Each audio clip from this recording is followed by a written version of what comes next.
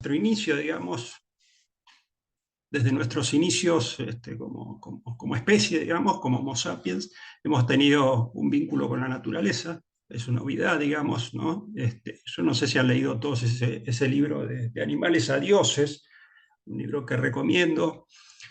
Es muy interesante porque ahí nos plantea esta idea de que alguna vez fuimos animales, animales en el sentido que éramos una especie más que competía con el resto y hoy nos transformamos casi en dioses que manejamos la vida y podemos viajar a otros planetas, etc.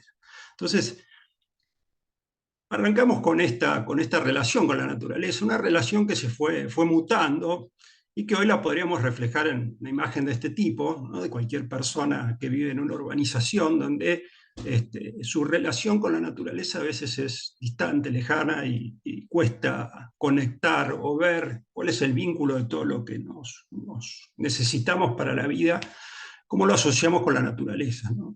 Este, y sabemos todos que uno de los grandes desafíos que tiene la humanidad, o problemas, si se quiere, es el crecimiento poblacional, ¿no? Los últimos 200 años, desde la era industrial, la población ha crecido enormemente y esa población, que originalmente se autoabastecía de productos que consumía en su entorno, que también hay evidencias recientes de que ciertas comunidades, entre comillas, sociedades primitivas, digamos, llegaron a la extinción algunos grandes mamíferos hace 10.000 años, con lo cual no es una novedad de nuestra civilización más moderna eso.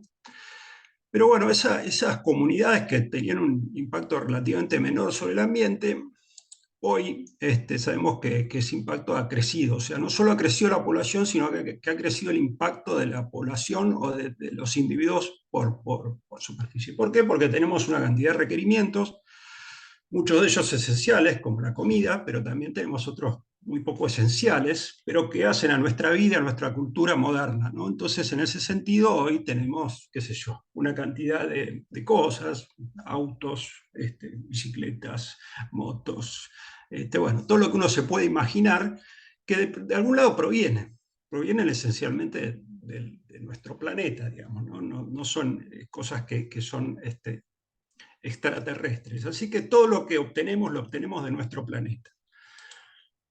Entonces, esto, breve introducción, plantea un enorme desafío, ¿no? Que son los desafíos que tiene la humanidad a futuro, que es, bueno, ¿qué va a limitar el crecimiento poblacional humano en un planeta finito? ¿Cuántos humanos podrá soportar la biosfera? Son las grandes preguntas que se están haciendo algunos grandes personas que piensan hacia dónde va el planeta, ¿no? Si uno mira, esto es un cálculo que se ha hecho para Estados Unidos, porque ellos tienen todos los cálculos de todo, pero bueno, ahí muestra un poco en la vida promedio de un norteamericano, cuánto consume de combustible, cuántos árboles necesitaba para los periódicos que leía en su vida, que hoy ya no hay, pero bueno, cuánta basura se descarta, cuánto. Cuando uno eso ve solamente una persona a lo largo de su vida, bueno, lo multiplica por la cantidad de personas, es un impacto importante. Eso sin considerar el alimento, ¿no? Y cuando vemos el alimento, algo que no es menor, o en las sociedades, sabemos que hay sociedades muy diferentes, ¿no? Esto un poco son imágenes que reflejan diferentes sociedades con diferentes impactos y requerimientos de nuestro entorno. Es interesante también porque a veces cuando uno plantea las cosas a nivel global, claramente hay una desigualdad importante entre las sociedades y las responsabilidades que tiene la sociedad en términos, o las diferentes sociedades, en términos de su impacto sobre el medio ambiente, ¿no? Y esta gente probablemente se consuma muchos productos locales, ¿no? Bueno, ni hablar de estas sociedades, pero cuando se va haciendo las sociedades más industrializadas, ¿no? Más desarrolladas, bueno, hay una cantidad de productos mucho más industrializados y demás, y eso tiene obviamente otro impacto, se traen productos de otro lado, etcétera. Quiere decir que nuestra vida diaria, digamos, está llena de situaciones que nuestros requerimientos diarios inciden directamente sobre la naturaleza, ¿no? Y de la manera que nos relacionamos, bueno, tiene sus mayores o menores impactos. Ahora, como dijimos, vivimos en un planeta finito, planeta único, que tiene una particularidad única, que es la existencia de vida, ¿no? Este, no hay otro planeta, a pesar de que, bueno, puede ser que haya, pero no lo conocemos aún. Pero la segunda gran particularidad que tiene este planeta, además de la vida, es la diversidad de formas que ha adquirido la vida, que no es nada menor, digamos, ¿no? De aquella sopa original que estaba llena de bacterias, a lo que hoy y la historia evolutiva nos ha mostrado, la diversidad de formas con las cuales uno se puede encontrar son casi infinitas, ¿eh? La evolución ha moldeado la vida de una forma y una diversidad que es impresionante. Y a pesar de que tengo muchos años viajando, recorriendo, viendo documentales, todavía no dejo de sorprenderme la cantidad de avances evolutivos que tienen las especies que aparecen en lugares remotos y no deja de ser de maravillarme toda esa diversidad. Esa diversidad es una característica sumamente particular. ¿No? Probablemente en otros lugares haya vida, pues puede llegar a haber, pero no sé si es posible que haya alcanzado esta diversidad tan impresionante. Esa diversidad no se encuentra aislada, digamos, ¿no? No son solo especies, son especies que se encuentran interrelacionadas, conectadas, y esas conexiones se dan generalmente a través de los grandes ecosistemas, los grandes ambientes que están representados por los grandes biomas, las grandes regiones biogeográficas o grandes biomas, que en grandes medidas están condicionadas por las condiciones climáticas, ¿no? Uno se va a encontrar en determinadas circunstancias con escasas precipitaciones y altas temperaturas, o probablemente un desierto. Si hay mucha lluvia y calor, va a haber una selva, etcétera, ¿no? Entonces, esos grandes ecosistemas son como grandes paquetes de biodiversidad que están distribuidos y que son otra característica interesante del planeta, ¿no? Y esos diferentes ecosistemas, ¿no? Que son paquetes de especies, nos proveen una cantidad de servicios, si se quiere, ¿no? Este término fue acuñado ya hace unos cuantos años, el de servicio ecosistémico, probablemente lo conozcan. Hoy se habla más de contribuciones de la naturaleza, ¿no? Pues, bueno, hay toda una idea de que pareciera que la naturaleza está a nuestro servicio y eso genera, obviamente, una sensación poco feliz. Pero más allá de eso, la naturaleza nos provee una cantidad de servicios. Muchos de ellos los conocemos y por ahí podemos reconocerlos, como por ejemplo los servicios culturales, que no son nada menores. Seguramente a todos ustedes les gusta ir a algún lugar natural a disfrutar de la observación de aves o de estar en un lugar natural, ¿no? Y que no es lo mismo que estar sentado en el medio del centro en la peatonal. Puede ser también tener sus atractivos, pero bueno, la posibilidad de contemplar la naturaleza no es algo menor.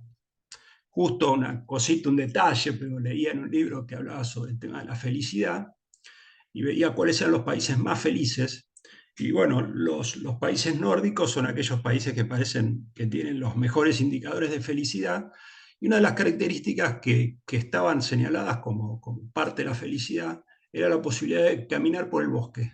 Una cosa que parece menor, pero era parte de la felicidad de esa gente. Entonces yo creo que la posibilidad de uno relacionarse y tener contacto con la naturaleza de alguna manera nos hace más felices. Así que eso nos presta un servicio. Después hay servicios mucho más necesarios, ¿no? Como la posibilidad del alimento, el agua, todo lo que son fibras, madera, etcétera, ¿no? Todos los materiales que necesitamos para un montón de cosas de nuestra vida. Y después hay servicios que son más difíciles de reconocer, pero que son esenciales para nuestra existencia, que son los servicios de regulación. ¿No? Todos sabemos hoy que el clima está cambiando. Bueno, parte de ese cambio no solo es la emisión que se está generando de dióxido de carbono a partir de los autos, del desarrollo industrial, etcétera, sino también es el reemplazo de los ecosistemas naturales que no están capturando todo ese dióxido de carbono. O sea, la posibilidad de capturar dióxido de carbono que tienen los ecosistemas naturales o los bosques o los pastizales o los océanos, bueno, es un servicio que presta la naturaleza, pongámosle, que está asociado a la regulación, esencialmente, fíjese, del clima, el clima a nivel global. Después hay otros servicios como la polinización, está lleno de, probablemente si uno se pone a observar, aquellos que no lo han hecho, cualquier planta con flor ahora en primavera, verano, se va a dar cuenta que está lleno de insectos que están dando vuelta por ahí. Esos insectos son polinizadores, hay toda una crisis de extinción de esas especies y de disminución. Y bueno, y eso tiene que ver con la posibilidad de que los cultivos, muchos cultivos son dependientes de ese servicio de polinización. Y así podríamos decir otra cantidad de servicios de regulación que presta la naturaleza. Quiere decir que esa diversidad única, esos ecosistemas, nos están proveyendo una cantidad de servicios esenciales, ¿no? Y esto es algo que es un concepto que ha salido que es muy interesante porque nos permite ponernos en ese contexto, en esa idea de que, bueno, no es solamente preservar una especie porque está en extinción y porque yo soy un conservacionista y quiero que esta especie se preserve para toda la vida, sino que hay una utilidad de la naturaleza, es decir, la conservación de la biodiversidad y de la red de la vida tiene que ver directamente con nuestra subsistencia como especie. Y esa diversidad está en crisis. ¿Está en crisis por qué? Porque estamos está disminuyendo de manera muy marcada, ya no es ninguna novedad, pero uno puede encontrar notas de ya en los periódicos, quiere decir que esto no es algo de conservacionistas ni de académicos, sino que ya es algo que está en la preocupación de la mayor parte de la sociedad, que las especies se están extinguiendo y que hay una disminución de la diversidad marcada. Y uno diría, bueno, ¿y cuáles son las especies en esta necesidad de preservar especies? ¿Cuáles son las especies más importantes? ¿No? Y uno podría pensar o hacer esa parangón o analogía con el arca de Noé. Es decir, ¿cuáles especies nos tenemos que preservar para preservar el funcionamiento adecuado del planeta? ¿No? Una preocupación que uno podría decir, bueno, pero esta es una preocupación que no tiene mucho sentido. Bueno, sí, algunos investigadores lo han planteado ya hace unos cuantos años, un proyecto que fue muy elocuente para dar una idea de la importancia de la diversidad, que es un proyecto que se llamó Biosfera, que lo que intentaba era generar una unidad de autoabastecimiento a partir de un ecosistema, de la simulación o la creación de un ecosistema digamos, conformado por un grupo de especies, como una especie de arca de Noé cerrado, ¿no? Que tuviese la posibilidad de autoabastecerse en todo sentido, ¿no? Abastecer a un grupo de personas que vivían en ese lugar con el agua, con el alimento, etcétera, etcétera, con la regulación del aire, del oxígeno, etcétera. Bueno, costó un montón de plata y fue un fracaso rotundo. ¿Por qué? Porque bueno, el oxígeno se redujo, el CO2 fluctuó, se extinguieron la mayoría de las especies de vertebrados, hubo explosiones de plagas. Y entonces un poco la conclusión de esto, de manera muy rápida, ¿cuál es? Bueno, no sabemos aún cómo diseñar un sistema natural, digamos, que albergue o que proporcione con todos los servicios que necesitamos para vivir. Y en ese sentido, bueno, esto nos sirve como aprendizaje para tener una idea que no tenemos más remedio que mantener la salud del ecosistema y de la Tierra, con sus características lo más natural posible, para poder subsistir en este planeta.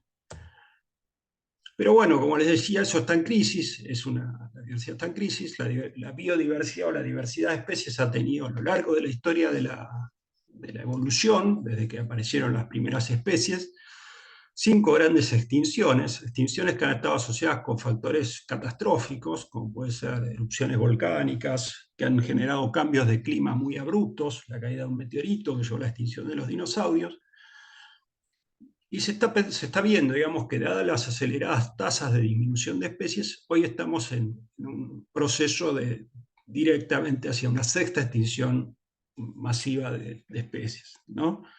Todavía no hemos llegado a esos niveles que marcan el registro histórico, pero estamos en vías de como venimos haciendo las cosas, ¿no? Solo pensar, digamos, nuestro entorno más común, la región pampeana, probablemente muchos de nosotros, no, la mayoría, difícilmente hayamos podido disfrutar una cosa de este estilo, donde refleja de alguna manera la diversidad pampeana previa a la existencia o la llegada de los españoles, por lo menos. Sabemos que muchas de estas especies se han extinto, otras han disminuido. Quiere decir que nuestro entorno está, a pesar de que muchas de ellas se han adaptado y todavía conviven con nosotros, y algunas hasta se han favorecido, gran parte de ellas se encuentran en procesos de disminución o de extinción. Las causas, como decíamos, son esencialmente el cambio de uso de la tierra, ¿no? El cambio de un ambiente natural, reemplazarlo por un cultivo, por, un, por una urbanización, ¿sí? Sumado a la sobreexplotación de recursos, a la contaminación, etcétera, son todos factores que inciden y que están llevando a que gran parte de las especies a nivel planetario se extingan o disminuyan marcadamente. Esto nos ha llevado, o ha llevado a repensar esos ecosistemas que hoy les mostraba, ¿no? ¿Por qué? Porque, bueno, probablemente la mayoría de ustedes estén más familiarizados con un ambiente antropizado que con un ambiente natural. ¿Por qué? Porque, bueno, no hace falta más que andar por nuestro entorno, por nuestro alrededor, y nos encontramos con, con campos de cultivo, urbanizaciones, forestaciones, etcétera, etcétera. Quiere decir que esto ha llevado a repensar los grandes ambientes o biomas del planeta y plantearlo como antromas o biomas antropogénicos, como una nueva clasificación.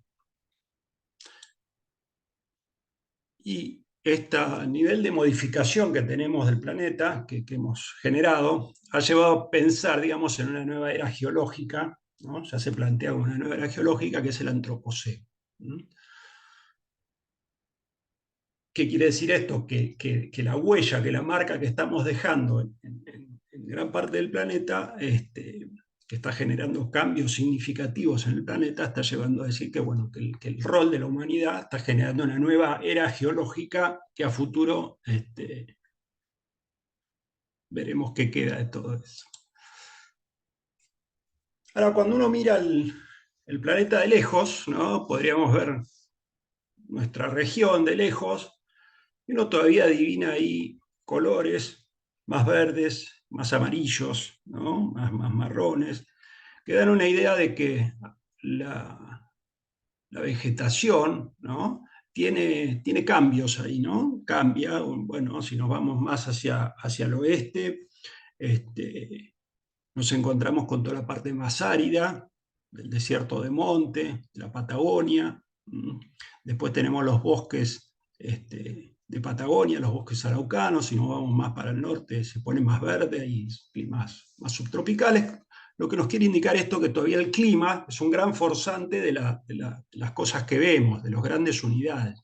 Pero cuando nos vamos achicando, nos vamos acercando, vemos que esas grandes manchas están conformadas en gran medida por qué?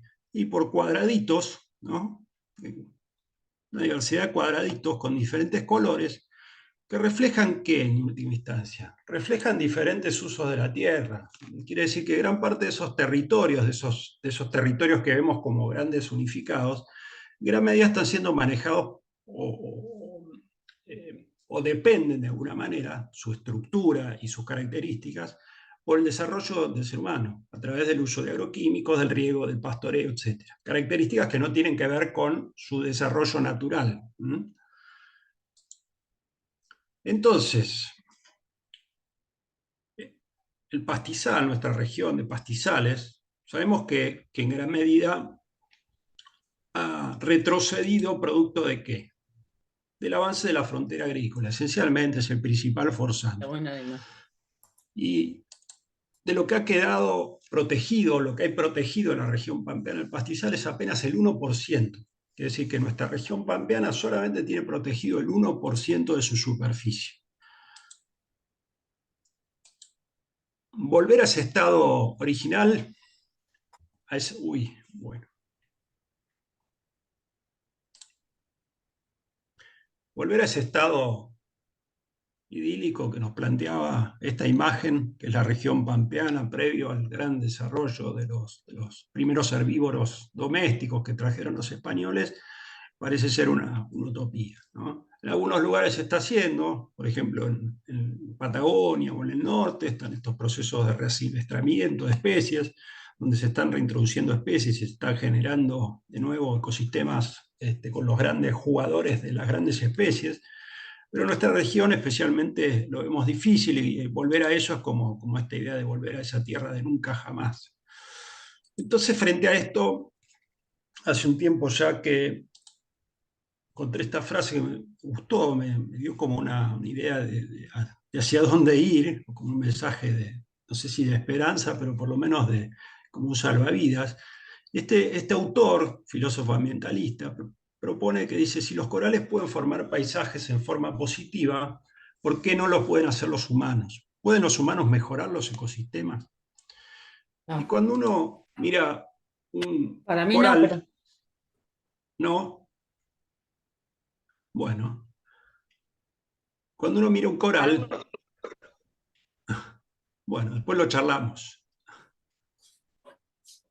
Cuando uno mira un coral se encuentra con esto. ¿Qué es un coral? Y no deja de ser como un complejo habitacional. ¿Eh? Complejo habitacional que está rodeado de mm, biodiversidad y de vida. Llegar a ese...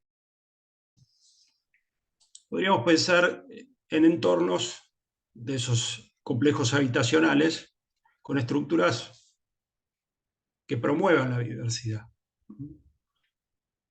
Pensándolo del lado del planteo de este autor. Cuando vamos a nuestra realidad, las predicciones, digamos, nos dicen que estas tres imágenes por ahí representan muy simplificadamente tres situaciones, ¿no? La frontera agrícola, que es la posibilidad de obtener alimento, la necesidad de alimento, la necesidad de tener un lugar para habitar, ¿no? Que está representado por las urbanizaciones, y los entornos naturales. La superficie de los cultivos se prevé que va a seguir aumentando, 18% de este siglo. Se espera que los centros urbanos se tripliquen para 2030. Quiere decir que la situación cada vez más va hacia ese estado, ¿no? Entonces, la idea es decir, de qué manera podemos dentro de ese estado generar algo que nos permita proponer una alternativa. Volviendo a esta imagen de la región, esto es un pastizal en Mar Chiquita, no estamos tan lejos, todavía se pueden observar muy poco, pero se pueden observar estas imágenes. Si nosotros dijéramos, de acuerdo a los requisitos o a los compromisos que tenemos eh, a nivel internacional, nosotros como país somos signatarios del convenio de diversidad biológica y ese convenio de diversidad biológica entre sus puntos establece que nosotros debemos preservar al menos el 15, el 17% de cada bioma. Estamos en el 1%, pero pónganle que lleguemos a la posibilidad de preservar el 15%. ¿Qué hacemos con el resto, con el 85% restante de nuestro territorio? ¿Lo dejamos para el desarrollo humano sin preservar o sin considerar la biodiversidad? Bueno, la propuesta es que a ese entorno modificado deberíamos sumarle elementos al paisaje que pueden ser diferentes usos de la tierra, puede ser el aprovechamiento de los bordes de los caminos, puede ser usos como la agroecología, ¿m? La generación de elementos que en última instancia promuevan y aumenten la biodiversidad, ¿no? La alternativa a eso es un paisaje simplificado, donde predominan unos pocos usos de la tierra, los cultivos dominantes. En ese entorno llevamos a una pérdida completa de la biodiversidad o casi completa. ¿Para qué una mayor biodiversidad? Para poder seguir obteniendo estas contribuciones, estos servicios del ecosistema que en última instancia nos permitan seguir subsistiendo en nuestro querido planeta. Entonces, esa red de especies, ¿no? Esos ecosistemas que son redes de especies que interactúan entre ellos, ¿m? Que están disminuyendo y desapareciendo, de alguna manera lo podemos simplificar pensándolo como una red, ¿no? Y una red que tiene las características de la primera red, que está arriba a la izquierda, ¿no? Es una red que uno podría pensar ¿desde qué manera pensarla? Bueno, es una red que permite una mayor contención frente a, por ejemplo, los desastres naturales o cosas de ese estilo. A medida que esa red va teniendo menos o una malla más amplia, ¿por qué? Porque tiene menos especies, menos integrantes, esa red va a tener menos posibilidades de contener, ¿no? Esos desastres o esos cambios que se producen. Esto ya está estudiado, se sabe que a mayor biodiversidad hay mayor posibilidad de preservar o de generar mayor cantidad de ajustes que tienen que ver con, por ejemplo, las plagas, por ejemplo, la regulación climática, por ejemplo, la producción primaria, etc. Quiere decir que cuanto la red sea más compleja y más diversa, esa red va a permitir una mejor contención y una mejor regulación de los cambios que se produzcan.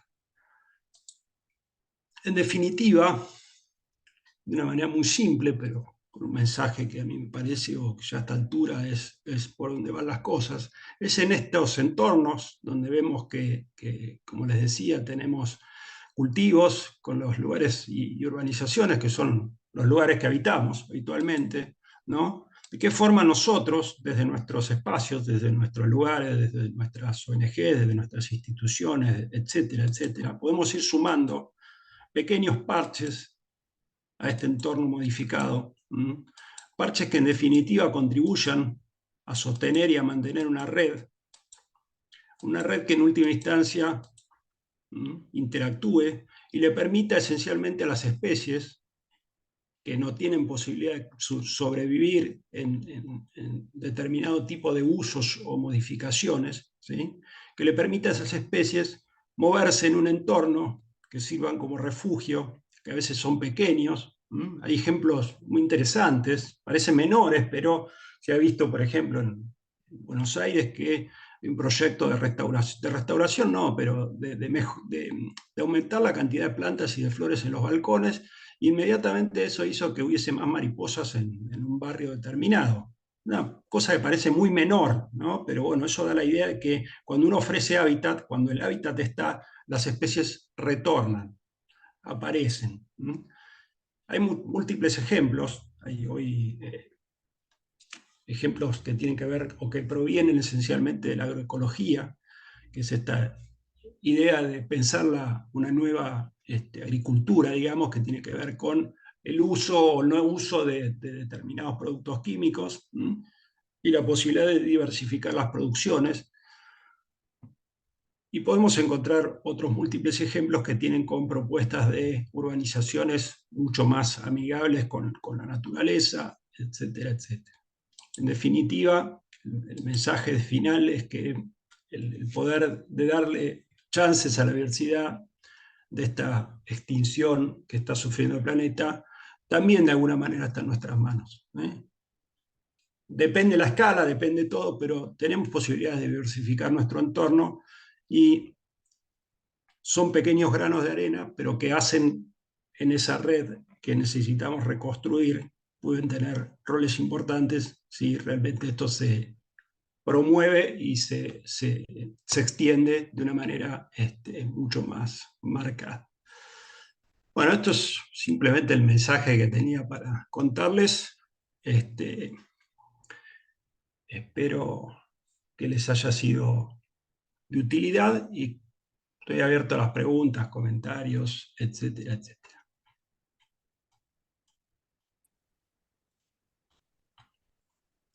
Si es que hay. Muchas gracias, Poppy. Si querés, podés dejar de compartir pantalla Dale.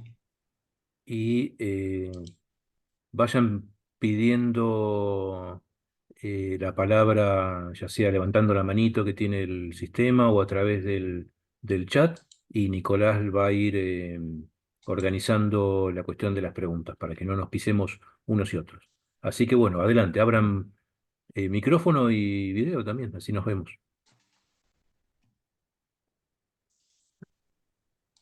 Bueno, aprovecho para saludarlos a todos. Buenas tardes. Yo sé, Nico. Pupi, muchísimas gracias. Yo quería aportar como para romper el hielo, que hace bastante que vengo hinchándole a Poppy, hinchándole, tratando de crear una sinergia entre los planteos que él hace y lo que yo había leído en un libro de un biólogo yanqui que se llama La última esperanza naturaleza, que estaba muy centrada en esto que Poppy nombraba de crear hábitat. Este biólogo lo que planteaba que hoy en los Estados Unidos los mayores reservorios de tierras destinadas o con la posibilidad de ser destinadas para la conservación son los jardines, que pueden actuar como áreas de conexión, la sumatoria en un nivel de acción comunitaria, no de acción individual, de conexión con las grandes áreas naturales administradas por el Estado. El hecho de incluir plantas nativas en nuestros jardines hace, como nombraba Poppy recién, empezar a generar esos micro hábitats que, llevado a una escala suficiente, le pueden dar una alternativa a la naturaleza y a nosotros para sobrevivir. Sí, Nico, por supuesto, hay algunas iniciativas que se está trabajando de valoración, de mapeo, digamos, de puesta en valor especialmente de los espacios verdes de Mar del Plata y de sus alrededores. Este, Como una forma de saber dónde estamos parados en términos de eso y cuánto eso digamos, representa en el ejido urbano, ¿no? Como una forma de empezar.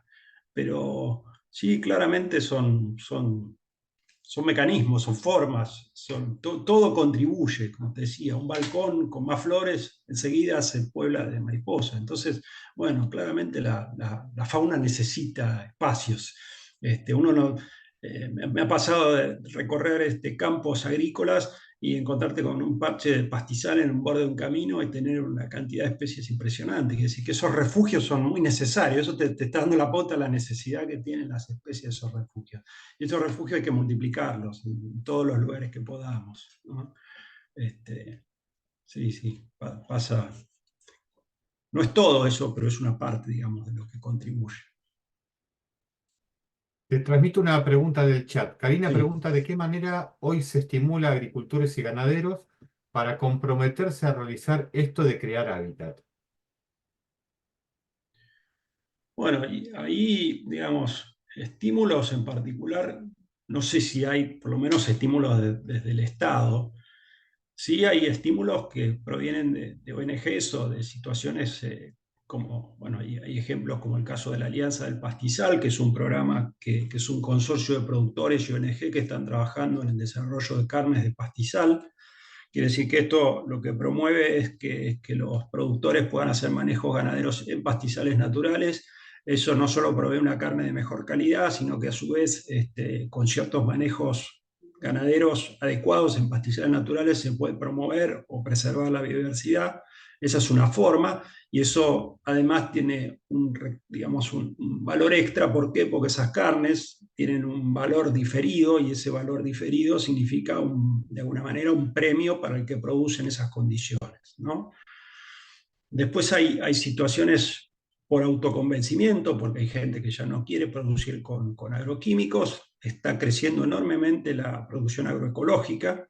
Eh, es una tarea, no sé si estimulada, no solo no está estimulada, sino que es bastante desanimante, en el sentido de decir que la gente que produce de esa manera se encuentra con muy poca información y muy pocas herramientas para hacer manejos sin agroquímicos, pero a pesar de eso persisten en eso porque están convencidos de la necesidad de producir sin agroquímicos, con la valoración o con el uso de determinados mecanismos ecológicos, reemplazando esos productos químicos.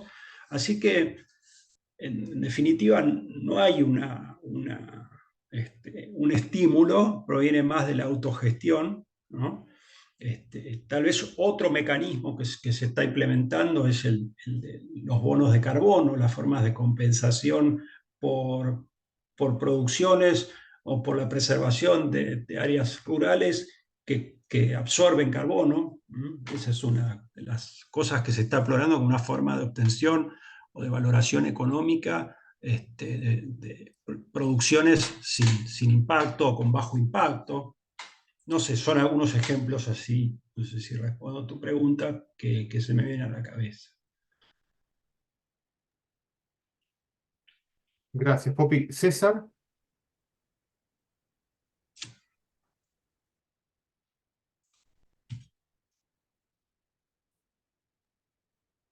César, mano levantada. Ahí estoy, perdón. Gracias, Nico. Juan, gracias. ¿Cómo estás? Una preguntita. Recién hablaste de servicios de regulación de la naturaleza. Te quería preguntar por uno en específico que está afectando a la zona nuestra, donde vivo yo, es zona litoral. El llamado, lo que le llaman, lo conozco yo como efecto esponja de los bosques, de la vegetación nativa. Acá hay, los últimos años, los últimos, qué sé yo, 10 años, ha habido como- hay como bajantes muy extraordinarias, crecidas muy extraordinarias. Hay muy poco tiempo, el río, Paraná estoy hablando, está en los niveles normales de la altura, está muy poco tiempo estable en los niveles. Quería saber si la deforestación masiva puede provocar realmente esos desajustes en la altura de un río, en crear grandes sequías o grandes inundaciones.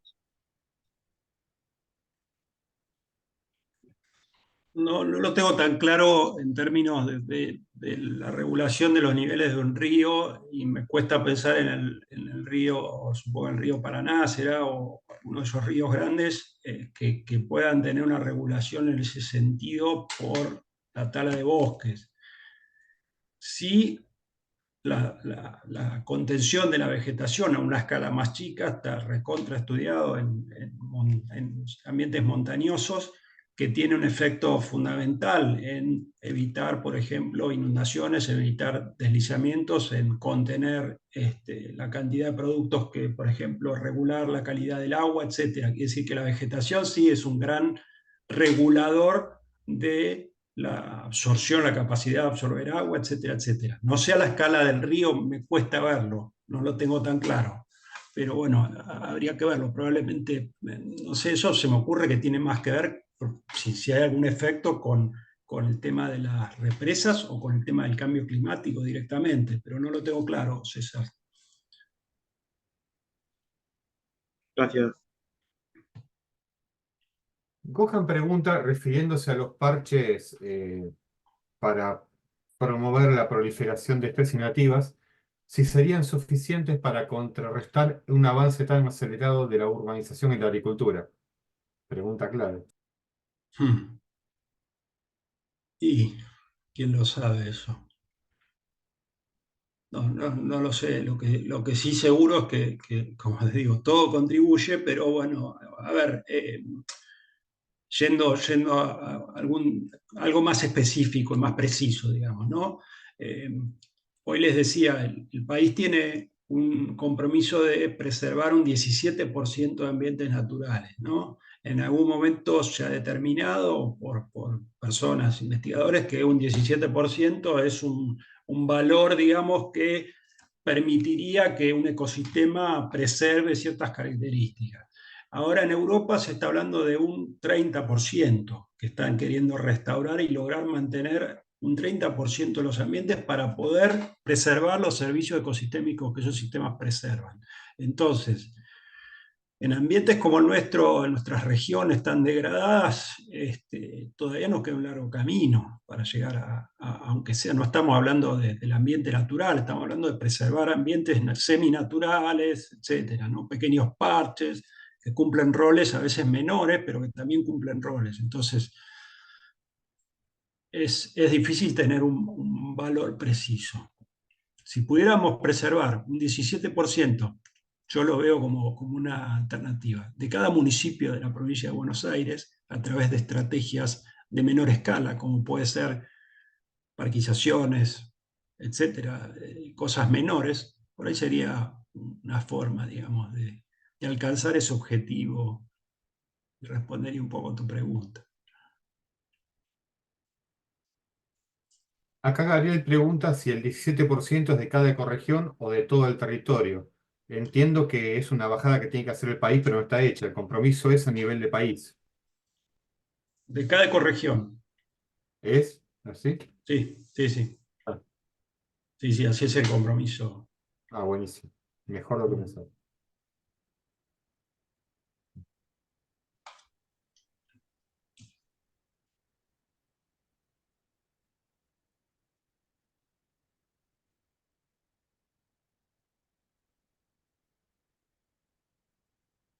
Aprovecho el silencio. Poppy, vos que tenés experiencia en trabajo con productores, sobre todo sí, Cuenca del Salado y el área acá cercana a Mar del Plata. ¿Qué percibís en ello? ¿Cómo percibís que es su mirada acerca del tema ambiental? Saquemos a estos productores que son emblemáticos de la conservación, como puede ser Esteban de Paititi o Pedro en Nahuel Rucá. El productor más del llano, ¿cómo sentís vos que percibe este tema? Si sentís que tiene alguna percepción. No, está muy lejos, digamos, de esto, ¿no? Siempre son excepciones. La verdad que son excepciones, son como situaciones excepcionales. Bueno, un poco charlando no sé si todos lo conocen, a Esteban González Ugasti, el dueño de la reserva privada Paititi, ahí en la sierra. Él me decía que él tiene hay un grupo de WhatsApp dedicado de productores agroecológicos de la región, y dice que el grupo de WhatsApp crece semanalmente, lo cual a mí me llamó mucho la atención en forma positiva, digamos, que, que creciera eso, ¿no? No tengo esa percepción, ¿no? Pero tampoco por ahí ando caminando tanto o viendo tanta gente, pero bueno, eso es un buen augurio, que crezca un grupo de WhatsApp de productores que quieren incorporarse a la agroecología, sin lugar a dudas. Porque sabemos que gran parte de los problemas que tienen los barrios de la periferia de Mar del Plata es la interconexión con el uso de los agroquímicos. Entonces, bueno, ahí hay un problema grave, además de la biodiversidad, hay un problema de contaminación importante. Entonces, bueno, son, creo, positivos. No sé qué dimensión tiene eso, no lo sé, pero bueno, lo importante es que aumenta. Simón quería hacer una pregunta, ¿querés hacerla abriendo micrófono? Sí, ¿me escuchan? Sí, Sí, sí, sí, ¿qué hace perfecto. Simón? Bueno, hola, ¿qué tal? Bueno, yo no soy biólogo ni de ninguna ciencia afín, pero eh, voy a blanquear. Soy hermano de Poppy, me invitó a participar y la verdad que muy interesante todo lo que dice. Y en esto de la biodiversidad, que me parece que es un valor importante, ¿cómo juegan, por ejemplo, eh, esto no sé si lo hemos charlado, Poppy, pero aprovecho para hacerte la pregunta. Dale. La preservación de especies exóticas, como puede ser la trucha en los lagos del sur, que, que atenta contra la biodiversidad, justamente porque hasta donde tengo entendido, eh, elimina la posibilidad de desarrollo de las especies nativas y hay una actividad estatal dirigida a preservar esta especie que es exótica e impide la biodiversidad. ¿Cómo ves esto?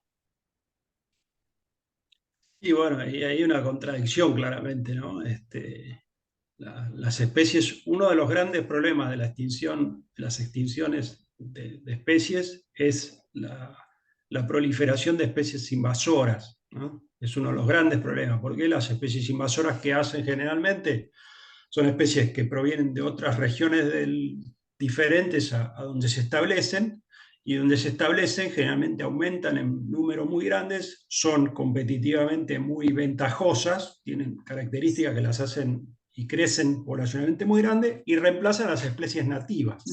Entonces hay todo un programa a nivel mundial y a nivel nacional específicamente para controlar las especies invasoras. Claramente la trucha es un gran proveedor de recursos económicos y de turismo y demás, y se ha puesto en valor especie exótica en ese contexto, pero bueno, no deja de ser una contradicción, sí, claramente. Y se ha planteado en algún caso, hay algún trabajo que plantea esa contradicción. En algunos casos, el manejo de especies invasoras pues una alternativa económica, digamos. ¿Por qué? Porque otro de los grandes problemas es que las especies invasoras son muy difíciles de controlar, muy difíciles, ¿no? Pero una cosa es, digamos, utilizar una especie invasora como un producto, pues no te queda otra, y otra es promover su preservación, porque bueno, es un recurso, pero bueno, ahí yo lo veo como una contradicción. Pero Bien, bueno, gracias. gracias a vos. Valeria. Sí, dos cosas. Una que respecto a las especies invasoras que van más allá también de la biodiversidad, ¿no? Porque a veces terminan afectando nuestra propia salud, no solo la salud del ambiente, sino que a veces nos terminan afectando a nosotros. Y también hay especies que terminan compitiendo con nuestros cultivos y también tenemos pérdidas económicas, o sea, es el esfuerzo económico por tratar de controlarlas y el esfuerzo económico que después tenemos por tratar de mantener el cultivo más allá de que no sea agroecológico y qué sé yo.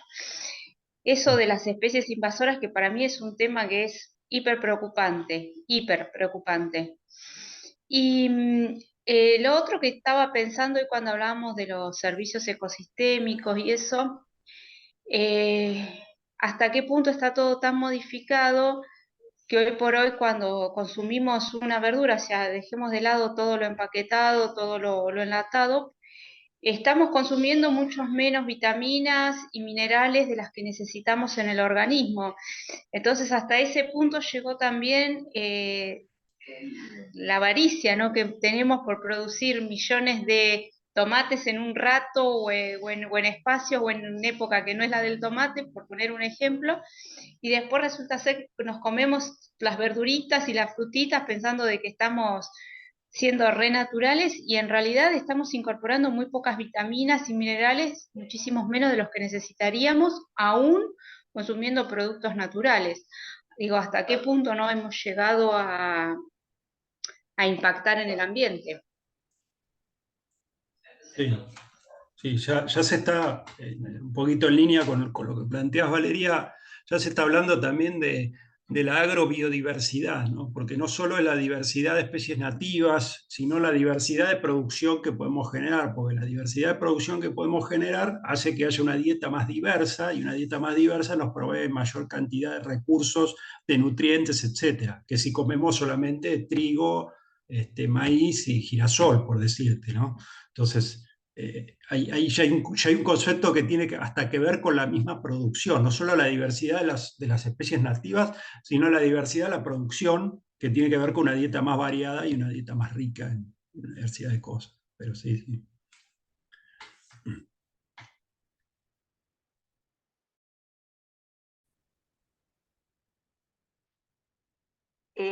Gracias, por fin. Primero, hace rato pregunté, no te rías. Primero, somos animales, lo que nos diferencia es el raciocinio que podemos hablar, somos mamíferos. Segundo, ¿qué parte de todo lo que hablaste? Soy neuquina, medio marplatense, todo lo que hablaste de que obviamente el humano destruyó todo lo que es el pastizal bonaerense, pampeano. ¿Cómo ves la posibilidad de lo que también soy alumna del sudeste, lo que es áreas protegidas privadas? ¿Cómo podés considerar que eso puede ayudar a, a, a valorizar lo que es el pastizal, lo que es la fauna, lo que es la flora? Y hay un inconveniente muy serio, que siempre lo dijo Nico, que no es a perpetuidad, depende de quién haga el área privada, depende de cómo se protegen esos ambientes. Sí, a ver, no sé si voy a responder a tu pregunta, pero interesante el tema de las áreas privadas, protegidas privadas, ¿no? ¿Por qué? Porque es un concepto que ya salió hace rato. Generalmente las áreas protegidas han sido áreas por parte de los gobiernos estatales, ¿no? ¿Por qué? Y porque es muy raro pensarlo en un estado, digamos, de general, digamos, que uno sacrifique un área productiva, ¿no? Que tenga un campo, un área productiva y que sacrifique, entre comillas, una parte de su campo para dejar de producirlo y preservarlo, ¿no? De alguna manera esa persona que sacrifica ese pedazo de tierra que no es valorado económicamente por el Estado, ¿no? Está preservando un territorio que nos hace bien a todos. ¿Por qué? Y porque provee, porque las áreas protegidas del Estado las pagamos de alguna manera entre todos. Esta persona que decide sacrificar ese espacio a la cosa, bueno, no es valorada por nadie. Y eso es Yo no por un lo lado considero es una sacrificio. situación complicada para esa persona, pero por otro lado es altamente evaluable. Y cuando uno lo mira, empieza a ver, se puede meter en el sitio de la red de reservas privadas, es llamativa la cantidad de reservas que hay. Ya están siendo un jugador muy importante a nivel nacional en términos de la superficie que se está preservando. Y esta gente, de nuevo, lo hace a costa de su bolsillo. ¿Por qué? Porque tiene que seguir pagando impuestos sobre ese territorio a pesar de que no lo usa para producir. Eh, en nuestra región todavía es muy poco, pero hay ciertas regiones como por ejemplo la selva misionera, que hay muchísimo crecimiento de reservas privadas. El problema que tiene esas reservas privadas, como vos decís, Mónica, es que no sé, cómo eso se sostiene en el largo plazo, ¿no? Porque si el dueño mañana fallece y eso lo vende en la familia, bueno, ese es un tema que no está resuelto. Pero en principio está bueno que exista gente que decida preservar un espacio de su campo para el bien de todos, ¿no? ¿Y cómo ves eso? Porque yo soy medio marplatense, pero soy medio Ujú. patagónica. ¿Cómo ves este tema de la biodiversidad en la conservación en la Patagonia? ¿Tenés algún conocimiento, algo al respecto? Sí, Patagonia, bueno, toda la parte de los lagos, de los bosques, tengo entendido no, lo que se sabe es que hay una parte importante protegida bajo parques nacionales, es tal vez el bioma que tiene mayor nivel de protección, tiene algunos problemas que son importantes, las especies invasoras dentro de los parques nacionales no dejan de ser importantes, el avance de las ciudades también no deja de ser importante. Y fuera de esas áreas, bueno, ahí están avanzando las forestaciones, bueno, tiene sus complicaciones, pero si se quiere debe ser de los biomas de las regiones, de los ecosistemas de la Argentina más preservados. Así que están en una buena condición, si se quiere. Eh, eh, ok, me respondiste a media, pero acepto. Bueno, Karina pregunta o aporta, ¿la genética utilizada en los cultivos degeneran los alimentos? Tengo huerta en mi casa y comparo solo un tomate y es terrible la diferencia de tamaño y sabor y seguramente en las vitaminas también. ¿Cómo volver esos cultivos hacia atrás para volver a a la planta primitiva? El INTA modificó tanto las semillas, ¿se podrá volver y en vez de pensar en cantidad y velocidad de crecimiento, pensar nuestra salud y también la del medio ambiente? y bueno, hay como especies de mercados, ¿no? ¿Cómo se llama? Encuentros de intercambio de semillas. Hay todo por fuera del sistema, digamos, ¿no? Estatal, pero hay encuentros y gente que está promoviendo el desarrollo o la búsqueda de semillas que tengan condiciones o que resalten condiciones más que tienen que ver con las condiciones más ancestrales de esas plantas. Este, y bueno, hay que buscar. No soy un experto en eso, pero es lo único que te puedo decir. Pero sí. Yo una vuelta había escuchado que eran más o menos 7 generaciones para que la planta vuelva a ser, digamos, para que vaya perdiendo todas esas modificaciones y se vaya como Ajá. regenerando. No sé si está bien la cantidad. No, Yo no lo también tengo claro. tengo en el patio un par de plantas que hago todos los años y yo voy guardando las semillas todos los años, entonces, eh, digamos, veo la diferencia año a Sí, año, sí. Mira, en cantidad de producción, en sabores, en cada vez menos enfermedades en las plantas.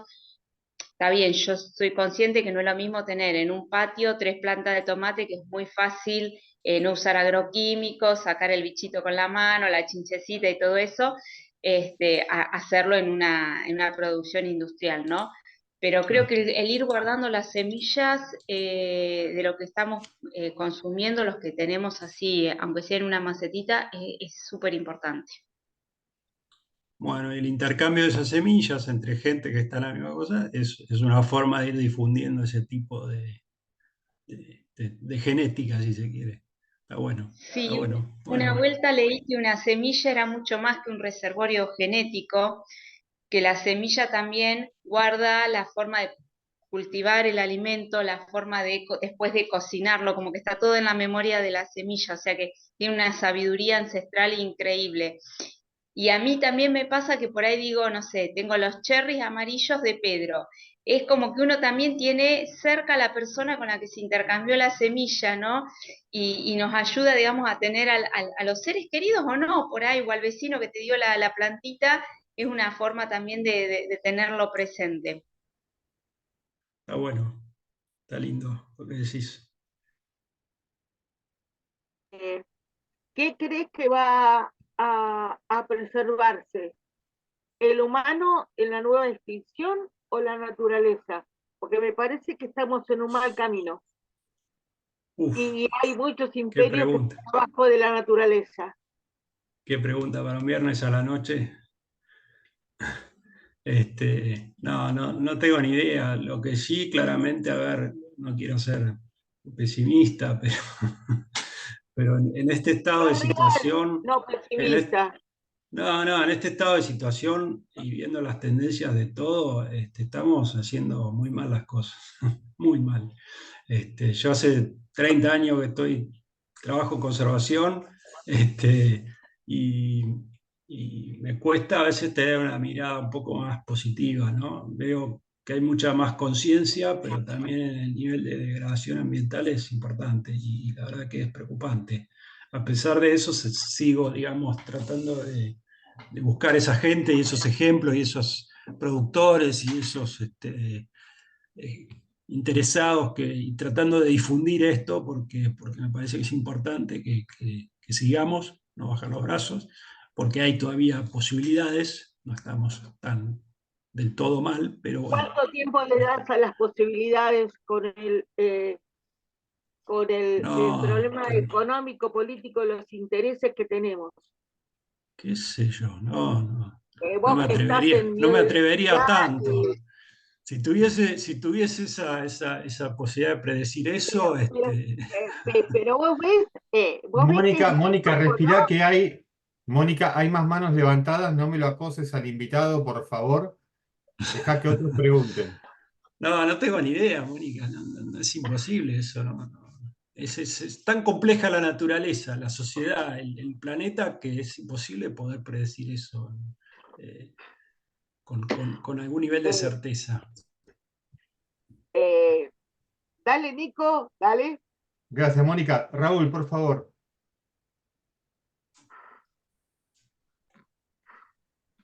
¿Qué tal? ¿Cómo están? ¿Qué tal? Primero, gracias por la charla.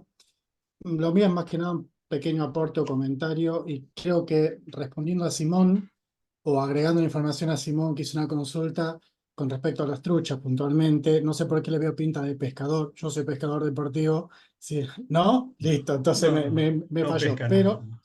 pero puntualmente vos hiciste la consulta con respecto a la trucha, que es obviamente exótica, que es implantada, eh, sembrada, es claramente y netamente por una cuestión económica para producir una pesca copada. La trucha es una pesca, es un pez de, pongámoslo entre comillas, elite dentro de la pesca, y se siembra en lugares y se prueba sembrar en lugares donde en teoría no puede o no tiene posibilidad de eh, prosperar. En algunos casos sí, más hacia el sur, pero del río Colorado hacia arriba hay ciertos lugares más específicos donde puede o no y hay que sembrarla. Mínima anécdota.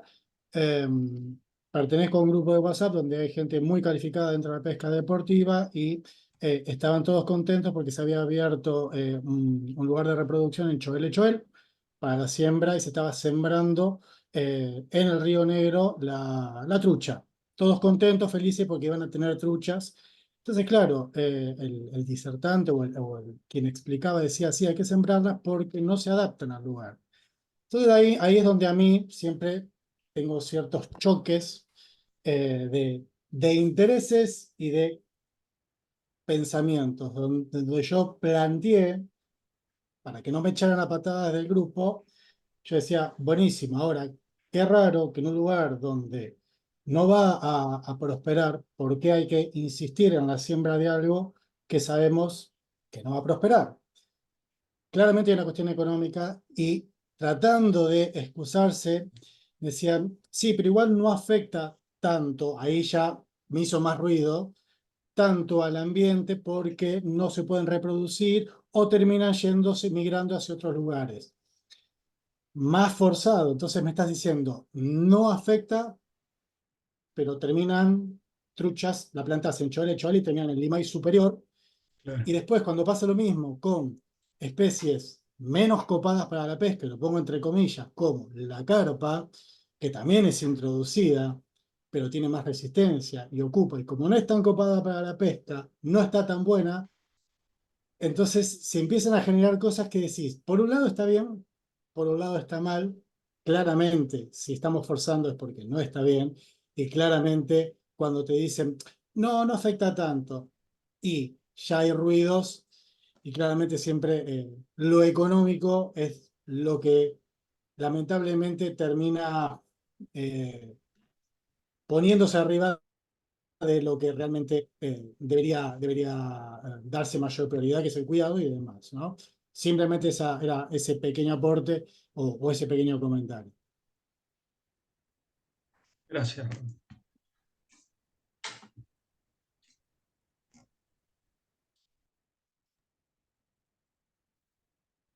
No, no, la carpa es introducida de Asia.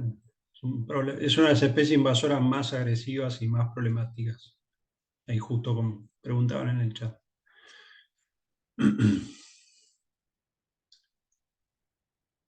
Sí, con esto de que se viene charlando, tenemos un problema cultural bastante terrible que seguimos dividiendo artificialmente naturaleza de lo humano, como si hubiese dos planetas diferentes que tienen que coexistir.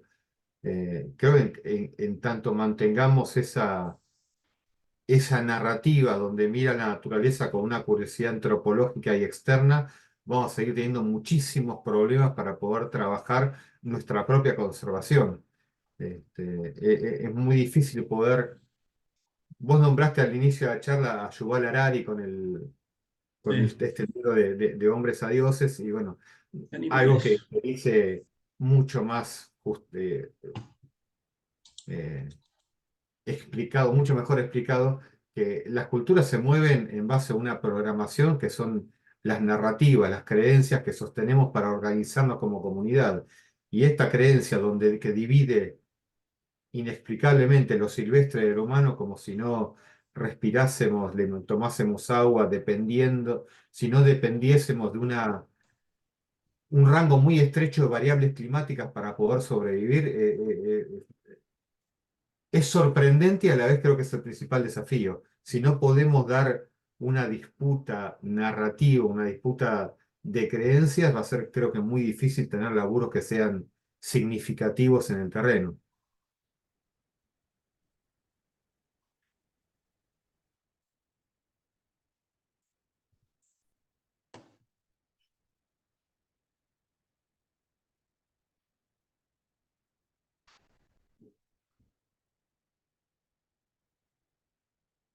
o lo dejamos a Poppy que disfrute su fin de semana? Creo que ya están todos para irse a tomar algo, Sí. a disfrutar del... Entre que es viernes y quedaron con angustia de extinción, Bueno, que los motive a hacer algo por... Hay que ser. Yo me acuerdo de una cosa, última cosa, cuando recién arranqué la facultad, salía con una persona que estábamos en un capítulo de Fundación Vida Silvestre acá en Mar del Plata, que salíamos a dar charlas, ¿no? Y, y el flaco era un personaje, y me acuerdo que íbamos a los colegios, yo recién estaba medio verde, este era más grande, y decía, no, ustedes si no hacen tal cosa por la naturaleza, no sé qué, se tienen que mirar al espejo y les tiene que dar vergüenza, y les decía cosas así, ¿viste? Y bueno, creo que estamos en ese momento de empezar a ser un poco más vehementes en nuestro discurso para reaccionar, ¿no? Pero bueno, nada, tengamos esperanza, con fe y esperanza. Mensaje final, biodiversidad, fin de la extinción del humano, te escucho. No, el mensaje final es salgamos a biodiversificar nuestros entornos de las diferentes maneras que podamos. Usemos ese verbo biodiversificar como algo positivo. Como 2, 3 puntos final de la charla. Genial. Soy un desastre. Los jardines, pongamos nativas en los jardines, si tenemos un jardín, si tenemos un campo, preservemos bordes con especies nativas, promovamos en nuestras comunidades que los espacios verdes y los ambientes naturales puedan ser valorados y preservados, y más si somos más y tenemos mucha plata, compremos tierra y hagamos áreas protegidas, y si quieren podemos seguir, pero, o sea que podemos salir desde algo chiquito a algo muy grande, hay muchas formas. Gracias, bueno, me encantó. Bueno, por nada, un gusto. Me encantó, me encantó, Gracias. me encantó. Soy ambientalista, me encantó, me encantó. Bueno. Sí, Mónica, Muchas vas a ser la primera en extinguirte. Vas a ser la primera en extinguirte, Mónica. Y sabes que soy un desastre, Nico. Si me conoces. Sí. Bueno, muchísimas gracias a todos por habernos acompañado en este ciclo de charlas de verano. La de Poppy fue la última, una que nos deja con muchas reflexiones y que creo que permite integrar y cerrar todos los distintos elementos que estuvimos viendo con las otras charlas, que básicamente todas giraron en torno a qué podemos hacer por el ambiente que sea significativo, salir de la lógica de reciclar la botellita de plástico, que está muy bien, pero pasar a una escala de trabajo que permita promover el rescate o la preservación de la biodiversidad, sobre todo ahora en un contexto de un estado más ausente que nunca. Así que estado ausente, crisis de las especies, todo nos tira para abajo, pero nosotros vamos a ir para Lo del arriba. estado ausente no estoy de acuerdo, pero Mónica, tranqui. Respirá, Mónica, tranquila. Lo que les decía, muchas cosas de la realidad tiran para abajo, pero tenemos que insistir porque tenemos un mensaje para multiplicar. Así que muchísimas gracias a todos. Poppy, infinitas gracias por este aporte, por dedicarnos Bueno, un rato, una gracias a semana vos y a todos que sé de ustedes corazón que es complicada. por Así que te lo estar. agradezco. Dale. Abrazo, saludos para todos. Saludos luego. para todos y nos estamos Chau. viendo en el futuro. Chau. Chau. Gracias. Chau, buen fin de.